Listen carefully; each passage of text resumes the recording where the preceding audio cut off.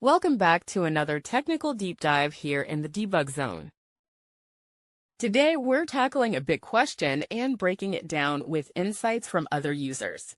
Hopefully, this clears up some misconceptions and helps you get the answer you need. So, buckle up, stay a little curious, and let's jump right in.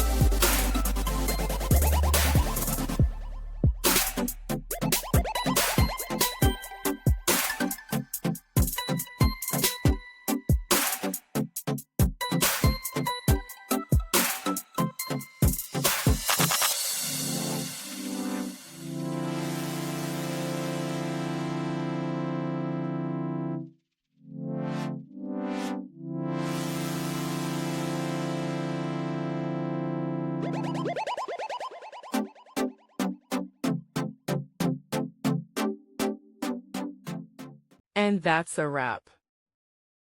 I hope you found the answer you were looking for. If you did, take a second to hit that subscribe button. It really helps out. And let me know in the comments which solution worked best for you. See you next time in the debug zone.